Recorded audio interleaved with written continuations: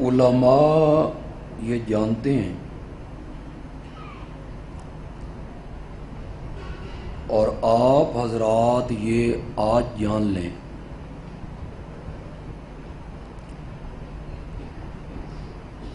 کہ پہلی امتوں میں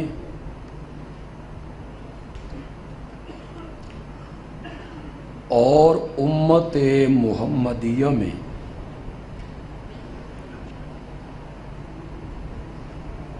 جو حد فاصل ہے وہ علم حدیث ہے۔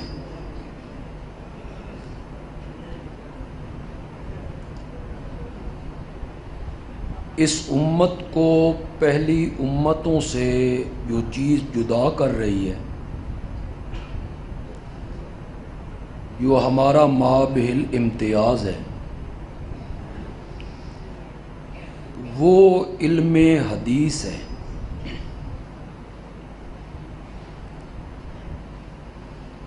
کیا آپ نہیں جانتے کہ میرے آقا سے پہلے جتنے انبیاء اس دنیا میں آئے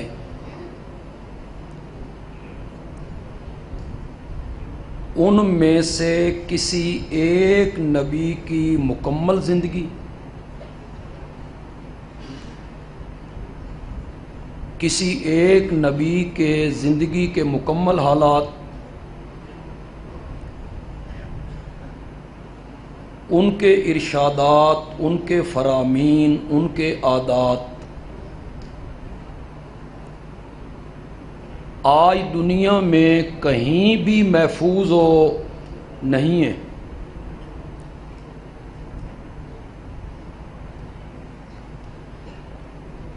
آج عیسائیوں کے پاس کیا حضرت عیسیٰ علیہ السلام کی مکمل زندگی، ان کے فرامین، ارشادات محفوظ ہیں؟ نہیں ہیں۔ اگر آج دنیا کو حضرت عیسیٰ اور مائی مریم کے بارے میں کچھ معلومات آج دنیا میں ہیں کہ مریم ایک الگ جگہ پہ ہیں، وہاں فرشتہ آیا، بیٹے کی خوشخبری دی، انہوں نے تعجب کا اظہار کیا، انہوں نے رب کی قدرت کا ذکر کیا، یہ مشرق کی جانب گئیں، ایک کھجور کے درخت کے نیچے بیٹھیں، پریشان ہوئیں، ان کے ہاں حضرت عیسیٰ کی ولادت ہوئی، یہ اٹھا کے لائیں، قوم نے تانا مارا، عیسیٰ ماں کی گود میں بولے۔ یہ جتنی معلومات حضرت عیسیٰ کے بارے میں آج دنیا کے سامنے ہیں، یہ سب ہمارے قرآن کی مہربانی ہے، ورنہ عیسائیوں کے پاس حضرت عیسیٰ کی سیرت، ان کے اقوال، ان کے ارشادات، ان کے فرامین، ان کی عادات ان کے پاس محفوظ نہیں ہے۔ یہ جو آگے میں بات کہنے لگا ہوں،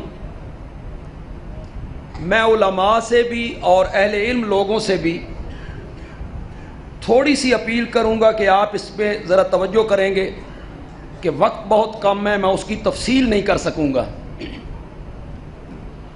یہی وجہ ہے کہ آج تک عیسائیوں نے کوئی جلسہ، کوئی کانفرنس، اپنا کوئی مذہبی پروگرام سیرت عیسیٰ کے عنوان پر نہیں کیا۔ کوئی ان کا پروگرام ہو، سیرت عیسیٰ بیان ہوگی، نہیں کر سکتے وہ۔ اس لیے کہ ان کے پاس حضرت عیسیٰ کی سیرت پہ کہنے کے لیے کچھ نہیں ہے. اسی لیے انہوں نے 25 دسمبر کو میلاد مسیح منایا ہے، جسے انہوں نے عید کا نام دیا ہے، عید میلاد مسیح. کہ ولادت کے علاوہ ان کے پاس حضرت عیسیٰ کی سیرت پہ کہنے کے لیے کچھ نہیں ہے. بندیالوی کہتا ہے اگر عیسائی 25 دسمبر کو عید میلاد مسیح منائیں، میرے بھائی یہ ان کی مجبوری ہے کہ ان کے پاس اپنے نبی کی سیرت پہ کہنے کے لیے کچھ نہیں ہے. تیری کیا مجبوری ہے کہ تو نے تمام تر زور اپنے نبی کے میلاد پہ لگایا؟ تیرا ہر جلسہ، تیری ہر کانفرنس، تیرا ہر پروگرام، تیری ہر تقریر، تیری ہر نعت میلاد میلاد میلاد کے موضوع پر ہوتی ہے. میری کوئی مجبوری نہیں ہے، اس لیے کہ میرے پاس میرے نبی کے بچپن سے لے کے انتقال تک اور پھر آپ کے دفن تک میرے نبی کی سیرت کا ایک ایک حصہ میرے پاس محفوظ پڑا ہوا ہے. میں اسے ساری زندگی بھی بیان کرتا رہوں تو میں اس کا حق ادا نہیں کر سکتا. میری کوئی مجبوری نہیں ہے میلاد منانا، میری مجبوری ہے نبی کی سیرت منانا. میں نے کہا نا میرے پاس وقت نہیں، اور وقت کی قلت ہو تو بہت ساری چیزیں رہ جاتی. ایک جملہ کہنا چاہتا ہوں، اور اگر آپ کی سمجھ میں وہ جملہ نہ آیا نا تو پھر مجھے کہنا پڑے گا بھائی بھینسوں کے آگے بین بجانا پڑ گئے. سمجھ آئیں گے آپ؟ زور سے بولو ذرا. جملہ بڑا مزیدار ہوگا، جملہ بڑا مزیدار ہوگا، لیکن آپ اس کی تہہ میں پہنچیں گے. میں کہتا ہوں میلاد نہ مناؤ، جس کا میلاد منا رہے ہو نا اس کو مناؤ. پتہ نہیں سمجھو کہ نہیں سمجھو. میلاد نہ مناؤ، جس کا میلاد منا رہے ہو نا وہ جھنڈیوں سے نہیں مانگتا، وہ مصنوعی لائٹنگ سے نہیں مانگتا، وہ بازار میں پہاڑیاں بنانے سے نہیں مانتا، وہ نعتوں سے نہیں مانتا، وہ جلوسوں سے نہیں مانتا. وہ تب مانے گا جب اپنی عملی زندگی اس کی سیرت کے مطابق گزارو گے، تب مانے گا. تجارت اس کے مطابق کرو گے.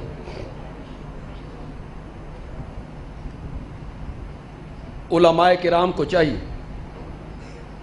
وہ علماء کرام جو میلاد مناتے ہیں انہیں بھی چاہیے کہ وہ اس دن تاجروں سے کہیں بھئی جھنڈیاں لان نال جنت نہیں لبھنی، اے جنت تاں لبھنی ہے جتاں پوری زندگی نبی پاک دے حکم دے. یہ لوگوں کو کہو. تم نے لوگوں کو دلیر کر دیا ہے بھئی جس نے جھنڈیاں زیادہ لگائی ہیں اللہ کا نبی اس پہ راضی ہو گیا. وہ تاجر کہتا ہے بھئی پچھلی ساری ختم، اگو تو پھر شروع ہو جاؤ. اگلے سال پھر 500 روپے کی جھنڈیاں لگائیں گے، نبی پھر راضی. کائنات کی کتنی عظیم ہستی کو تو نے جھنڈیوں پہ خوش ہونے والا نبی بنا دیا. انا للہ.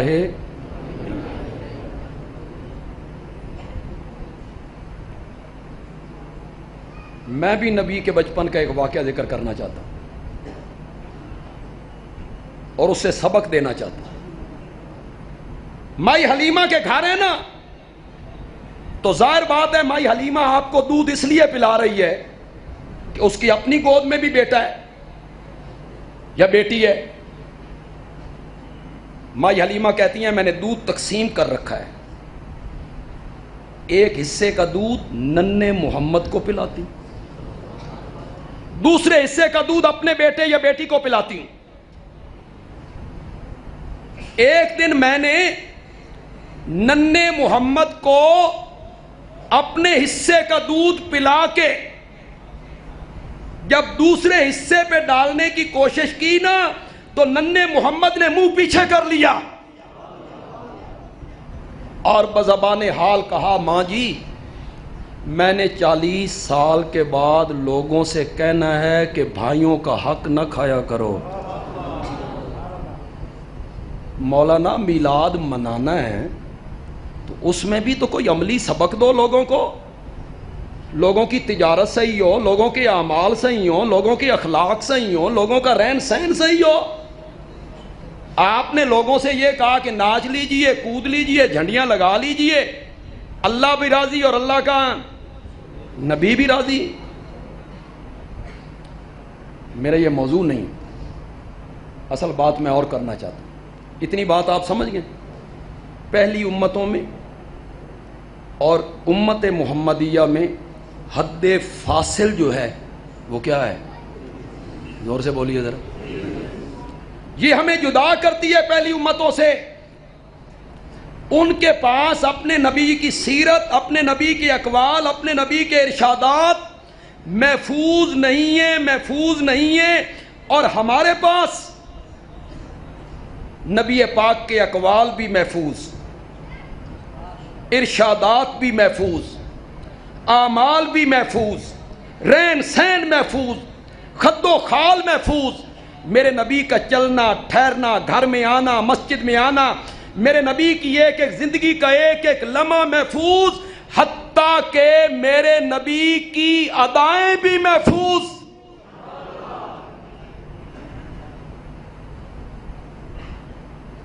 جہاں نبی پاک حدیث بیان کرتے ہوئے مسکرائے تھے نا،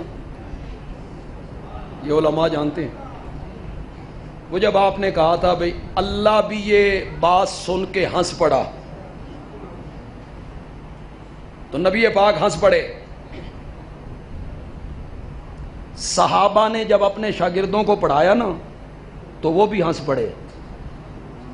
تابعین نے اپنے شاگردوں کو پڑھایا نا تو وہ یہ پڑھاتے ہوئے ہنس پڑے۔ حتیٰ کہ ہمارا آج کا شیخ الحدیث جب اس حدیث کو پڑھاتا ہے تو وہ بھی اسی طرح ہنس کے دکھاتا ہے۔ تسلسل بالذکر، میرے نبی کی ادائیں محفوظ، میرے نبی کی مسکراہٹ محفوظ، میرے نبی کی زندگی کا ایک ایک لمحہ حدیث کی کتابوں میں، سیرت کی کتابوں میں اور تاریخ کی کتابوں میں محفوظ کر دیا گیا ہے۔ میرے نبی کو جو کتاب دی گئی تھی وہ بھی محفوظ، اور میرے نبی کی سیرت بھی کیا ہے؟ ادائیں بھی محفوظ۔ صرف ایک واقعہ ذکر کروں گا، آپ اس واقعہ کو غور سے سنیں گے۔ یہ طلبہ جانتے ہیں، انہوں نے مسلم میں بھی پڑھا ہوگا، ترمذی میں پڑھا ہوگا، گزشتہ سال مشکات میں بھی پڑھ کے آئے ہوں گے۔ باب و سجود السہو میں، باب و سجود السہو میں میرے آقا نے زور یا عصر کی نماز پڑھائی اور 4 رکعتیں پڑھانے کی بجائے 2 رکعتوں پہ سلام پھر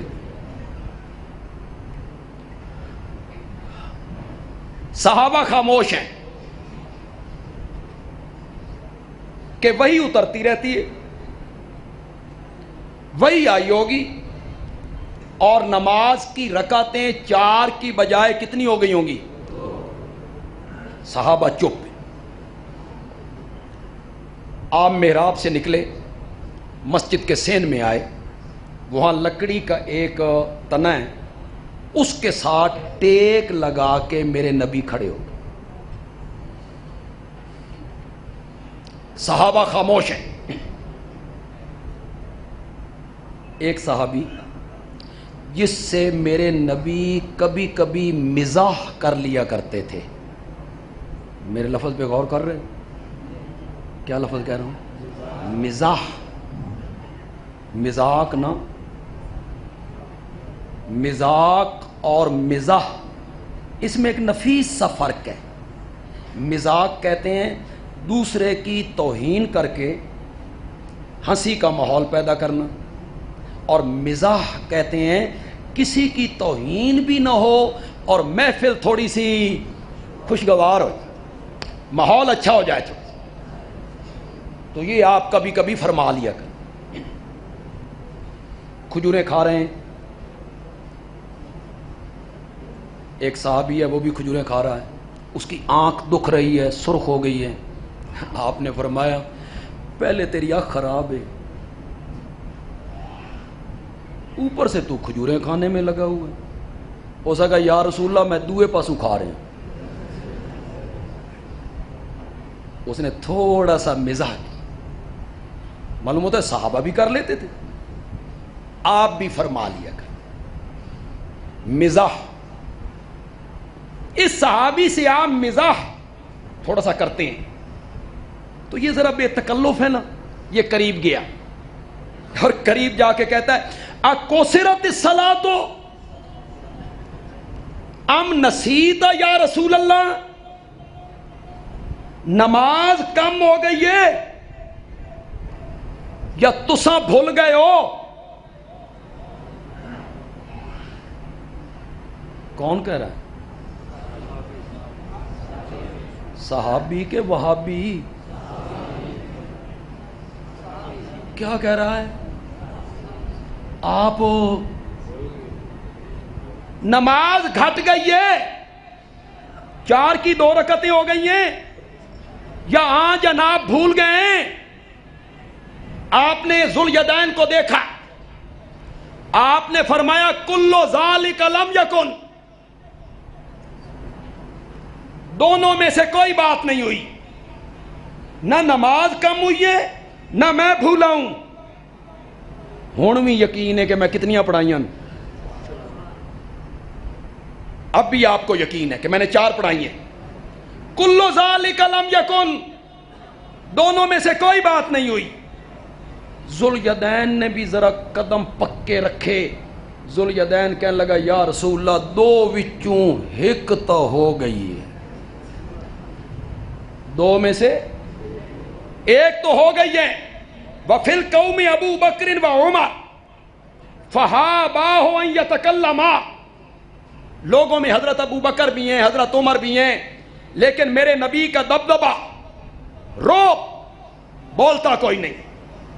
تو جب ذوالیدین نے پکے قدم رکھے نا تو آپ نے صحابہ کی طرف دیکھ کے کہا اصادق ذوالیدین، یہ ذوالیدین سچ کہہ رہا ہے؟ قالو نام یا رسول اللہ، صحابہ نے کہا آنکھ داتا سچ۔ کہ آپ نے کتنی پڑھائی ہیں؟ اصل جو میں اس حدیث بیان کر رہا ہوں وہ ایک مقصد کے لیے کر رہا ہوں، لیکن یہ تھوڑی سی بات اس لیے کر رہا ہوں تاکہ مسلک کی بھی تھوڑی سی نمائندگی ہو جائے۔ آپ آئے، نماز پوری فرمائی، سجدہ صاحب کیا، اور اس کے بعد آپ نے خطبہ دیا۔ جس مسلم اٹھائیے، ترمذی اٹھائیے، حدیث کی کوئی سی کتاب اٹھائیے، باب و سجود السہو، آپ کے گھروں میں ترجمے والی کوئی کتاب حدیث کی ہے، اٹھائیے یہ باب۔ آپ نے خطبہ دیتے ہوئے فرمایا انما انا بشر مثلکم، میں بشر ہوں، مثلکم دا میں نہ تسی کرو۔ شاباش شاباش، کرو کرو جڑا کردے پہ ہو، تمہاری طرح۔ میں یہ ترجمہ نہیں کرتا، اس دے وچ ذرا طرح والی جڑی گل ہے نا وہ ہمارے بھائیوں کو موقع مل جاتا ہے اپنے یار سمجھ دیں. میں ترجمہ وہ کروں گا جو حضرت شاہ عبد القادر محدث دہلوی نے کی. بہت خوبصورت ترجمہ. یقین جانی حضرت شاہ عبد القادر محدث دہلوی رحمۃ اللہ علیہ نے بالکل جو لفظ پہلے ہے اس کا پہلے ترجمہ کیا، جو بعد میں اس کا بعد میں کی. اتنا فٹ ترجمہ کیا نا کہ امیر شریعت سید عطا اللہ شاہ بخاری رحمۃ اللہ علیہ اس ترجمے کو دیکھ کے پڑھ کے یہ کہہ اٹھے کہ شاہ عبد القادر محدث دہلوی نے قرآن کا اتنا فٹ ترجمہ کیا ہے کہ اگر اللہ قرآن اردو میں اتارتا تو بالکل اسی طرح اتارتا جس طرح شاہ عبد القادر نے ترجمہ کر دیا. فٹ ترجمہ اور بڑا خوبصورت ترجمہ کیا. مثلو اب جو تم نے میں نے کیا تمہاری طرح، آپ نے قوم کا معنی پہلے کر دیا، مثلو کا قوم کا معنی تمہارے، مثلو طرح. شاہ عبد القادر محدث دہلوی نے معنی کیا میں بشر ہوں جیسے تم. مثلو کا معنی پہلے کیا، جیسے تم، تمہاری طرح نہیں. آپ کہیں گے اس میں کون سا فرق ہے؟ بڑا فرق ہے، لیکن اس کے لیے تھوڑا سا دماغ نفیس چاہیے. جیسے تم، اس کا مطلب یہ نہیں ہے کہ مرتبے میں، مقام میں، درجے میں، شان میں، علم میں، جیسے ہمارے بھائی کہتے ہیں کہ دیوبندی اپنے جیسا سمجھتے. انا للہ، میں جتنا اوپر اڑ لوں، میں حضرت شیخ القرآن مولانا غلام اللہ خان جیسا ہو سکتا ہوں؟ آپ کے شیخ الحدیث جتنے اونچے چلے جائیں، مفتی اعظم پاکستان مولانا مفتی ولی حسن رحمت اللہ علیہ جیسے ہو سکتے ہیں؟ بولو، ہو سکتے ہیں؟ ہو سکتے ہیں؟ اور خدا کے بندو، جب میں اپنے استاد جیسا نہیں تو نبی میرے آن، یہ کیسے آپ نے لوگوں میں پروپیگنڈا کیا ہے؟ سارے علماء دیوبند، قاسم العلوم والخیرات مولانا محمد قاسم نانوتوی سے لے کر رحمت اللہ علیہ قائد جمعیت مولانا فضل الرحمان تک، سارے علماء دیوبند اکٹھے ہو جائیں، خدا گواہ ہے میرے آقا کے پاؤں کے تلوے کے نیچے جو ریت کے ذرے لگتے تھے نا، اس کا بھی مقابلہ نہیں ہو سکتا، نہیں ہو سکتا. یہ علماء دیوبند کا مسئلہ کیا ہے؟ ہم مرتبے میں، مقام میں، درجے میں، درجے اور مقام میں اپنی طرح،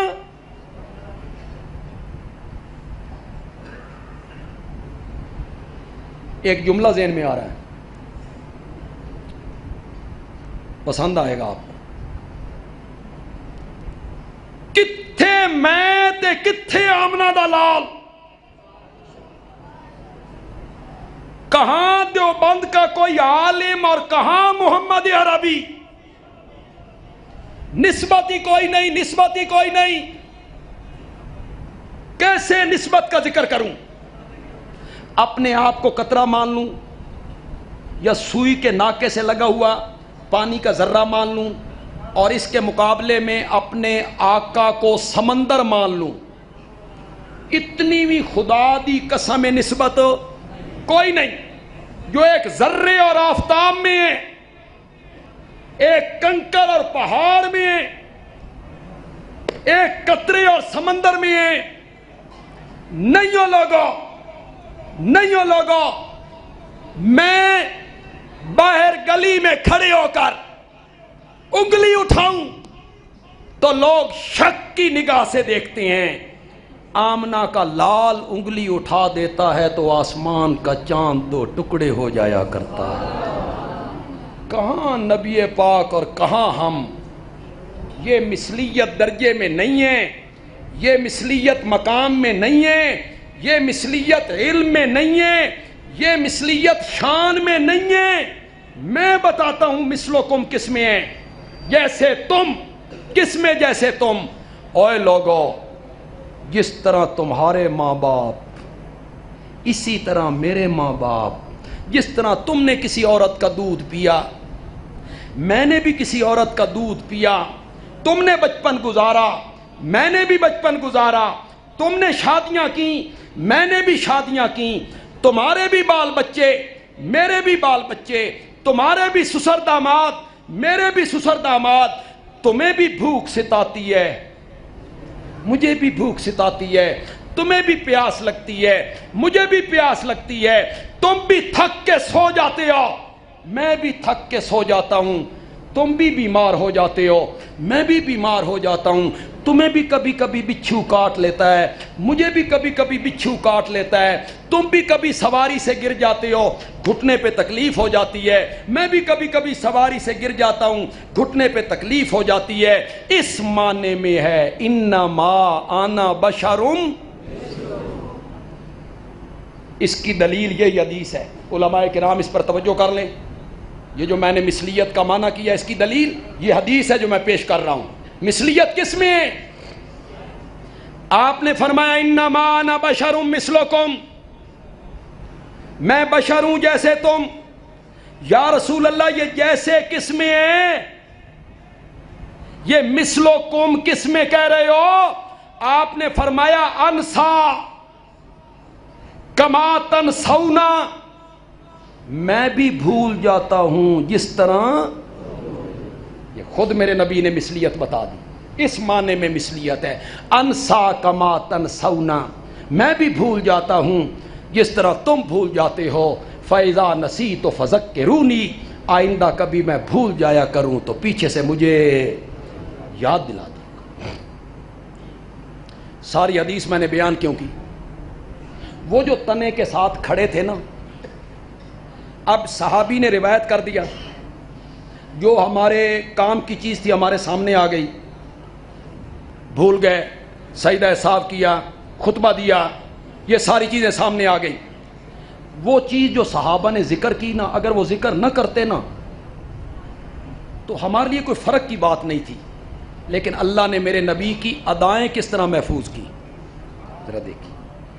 صحابی اس کو ذکر کرتا ہے کس طرح کھڑے ہوئے تنے کے ساتھ. کہتا ہے شبہ کا بین اصابع, نبی پاک نے ایک ہاتھ کی انگلیاں دوسرے ہاتھ کی انگلیوں میں یوں ڈالیں, شبہ کا بین اصابع, اور اپنا دایاں رخسار بائیں ہتھیلی پہ رکھ کے یوں کھڑے ہو گئے. میرے نبی کی سیرت اس طرح محفوظ ہے.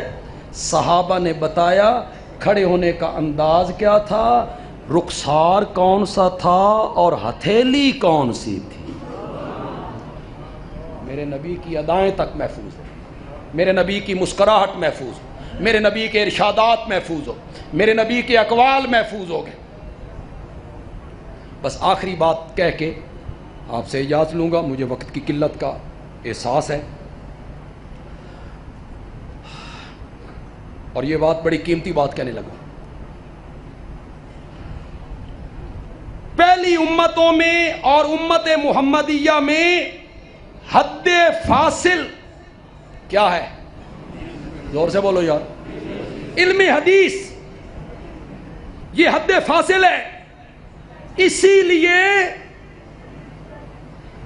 لیے میرے رب نے حدیث کے اولین راوی جو تھے صحابہ,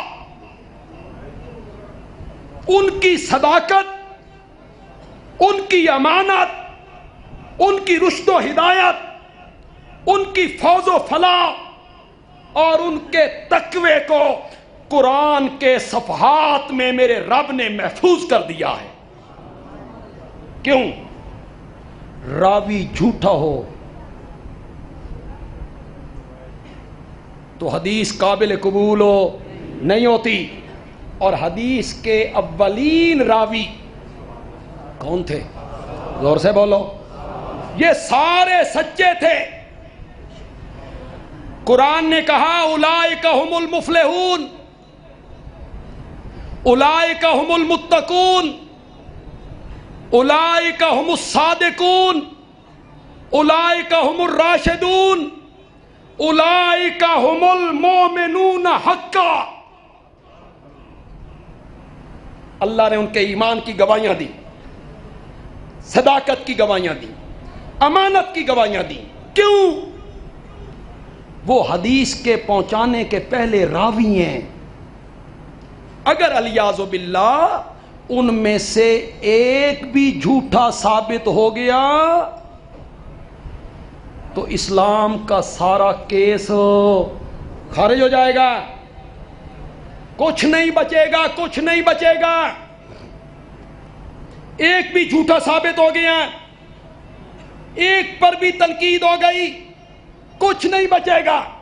نہ توحید، نہ ختم نبوت، نہ قرآن، نہ نبوت، نہ اسلام، نہ ارکان اسلام، نہ اسلام کے احکام، کوئی بھی نہیں بچے گا. اگر ان سب کو بچانا ہے، بندیالوی کی یہ بات نوٹ کرو، بندیالوی کی یہ بات نوٹ کرو اور اسے اپنے دل کی تختی پر لکھ لو. اگر دین کو بچانا ہے، توحید کو، قرآن کو، حدیث کو، ختم نبوت کو بچانا ہے تو پھر ہر کلمہ پڑھنے والے کے لیے ضروری ہے کہ وہ صحابہ کی صداقتوں کے گردا گرد پہرے دار بن جائے، پہرا دے. وہ سارے سچے ہیں، کہو بے شک، ان میں سے کوئی جھوٹا نہیں ہے. پہرے دار بن. اگر ان میں سے ایک بھی جھوٹا سے، دنیا کی عدالت میں جب آپ کیس کرتے ہیں، پھر آپ گواہ پیش کرتے ہیں، مخالف فریق آپ کے گواہ پہ جرح کر دیتا ہے، جھوٹا ہے، جرح ثابت ہو جاتی ہے، تیرا گواہ جھوٹا ہو جاتا ہے، جج تیرا کیس لپیٹ کے تیرے منہ پہ دے مارتا ہے. کیوں؟ گواہ جھوٹا ہے. اس حدیث کے پہنچانے کے پہلے گواہ کون ہے؟ زور سے بولو. ان میں سے ایک بھی جھوٹا ثابت ہو جائے تو کچھ بچے گا؟ کچھ بھی نہیں بچے گا.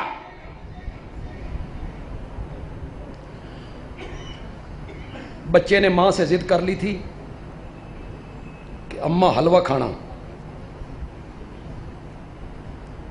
ماں نے 1 روپیہ دیا، 1 پیالہ دیا، یا پتر تیل لے کے آ بازاروں، تین حلوہ بنا دئیے. پنجابی تو سمجھتے ہیں آپ. یہ میری عادت سی بن گئی ہے اردو دے تھوڑا جا پنجابی نو ٹھوک دوں.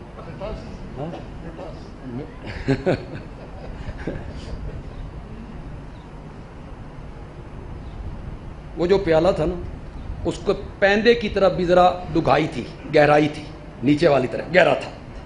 یا لے کے آ تیل. بچہ گیا، اسا کہ روپیے دا تیل دے. سستا زمانہ تھا، حالے پاکستان نہیں سی بنے. اس نے تیل ڈالا، پیالہ بھر گیا، تیل بچ گیا. دکاندار نے کہا باقی دا تیل کتنے پاواں؟ اس آخیا ادے پا دے. بچہ جو تھا، بچے تو بچے ہوتے ہیں اور ان کی سب سے بڑی خامی یہ ہوتی ہے کہ بڑے ہو جاتے ہیں. ادے پا دے. وہ دکاندار بھی پاگل تھا، اس دوے پاسے پا دے. گھر آیا، ماں نے کہا روپیے دا 1 روپے کا اتنا تھوڑا تیل؟ اس آخیا اماں ادے بھی ہے.